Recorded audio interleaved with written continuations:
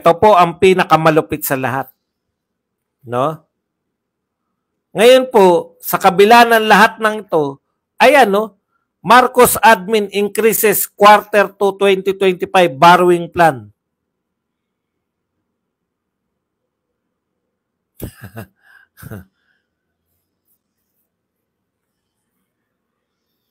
Uutang pa rin tayo. Ang inutang po natin nung nakaraan, no?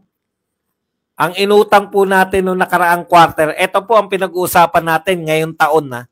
Hindi po yung mga ilang taon na nakakalipas. Hindi po panahon ni Duterte to.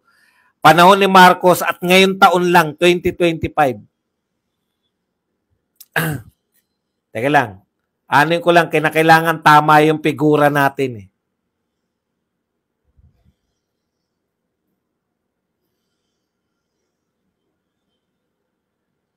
Ngayon po 2025, umutang na po tayo ng first quarter ng tumataginting na 629 billion. First quarter, meaning po from January to March 2025. First quarter, nakautang na tayo ng 629 billion. Ngayon po, dadagdagan po ang utangin ngayong second quarter, gagawing 735 billion. So, tanggalin natin yung butal. Hindi, sama natin yung butal. 1.5 trillion po ang inutang natin kalahating taon pa. Kalahating taon pa lang. 1.5 trillion na ang inutang natin.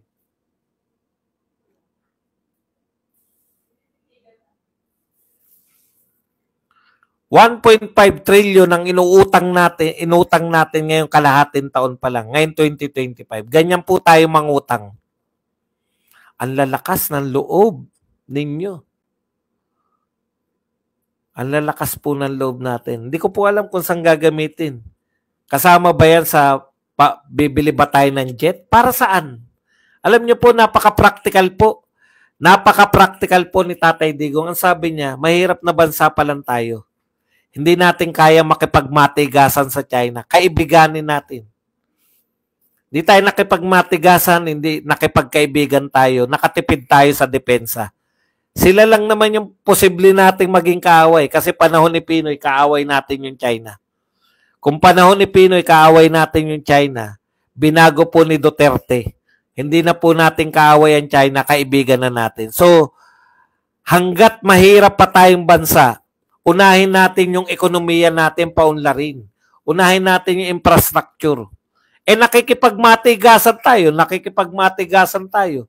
Sabay binentahan tayo na US. Sila din nagbenta sa atin eh. Ang tawag sa atin, ano kaya? May tawag dyan eh. Binubuyo ka. Binubuyo ka. Sige, sagot kita. Oh, lugi ka. Pucha, wala kang armas. Bili ka sa amin.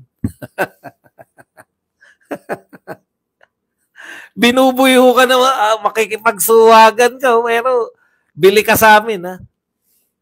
Ayan po. Kung nakipagkaibigan ka sa China, puta, sino pa kalaban natin? Hindi po tayo gagawing proxy. Alam niyo po, hindi po ako naniniwala. Hindi po tayo kasintapang na mga Ukrainian. Sino po magbo-volunteer? Tayo na lang. O sino magbo-volunteer labanan ng China? Hindi po tayo magiging katulad ng Ukraine na makikipaggera tayo sa China. Hindi po.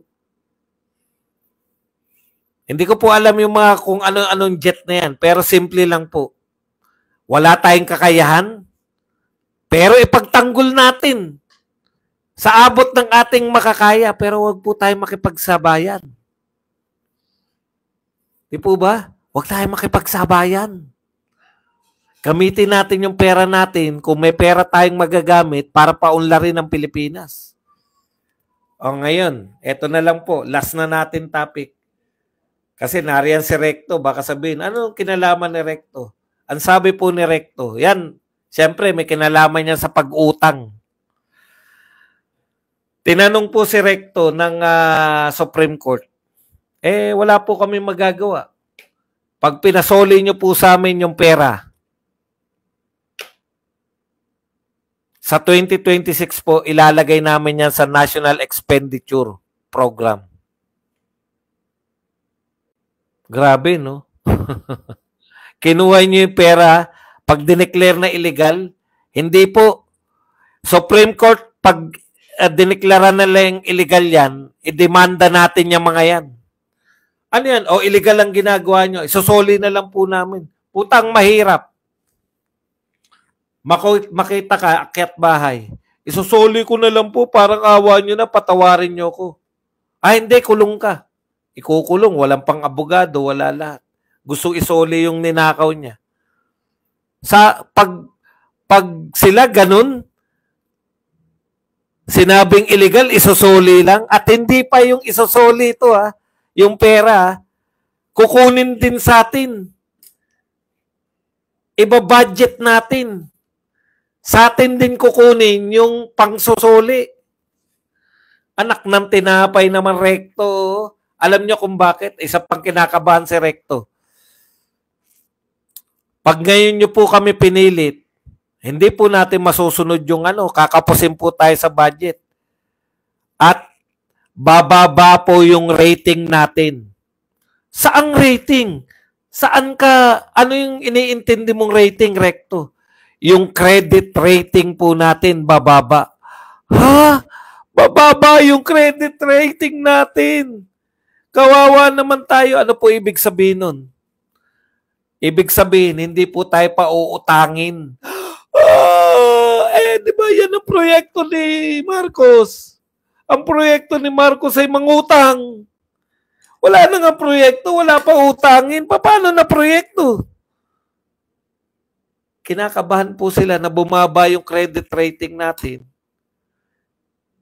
Kasi meron silang target na ang target kasi nila yung makita nila, may pakita sa mundo na eto po, kumikita kami. Alam niyo po ba? Yung mga pagkuha nila ng pera na yan, pinipresent po nila yan na kumita ang gobyerno. Kumita ang gobyerno dahil kinuha yung PhilHealth, kinuha yung PDIC, kinuha po yung sa iba't ibang ahensya. Teka, meron kayong hindi ginagamit, Steve na yan, amin na yan.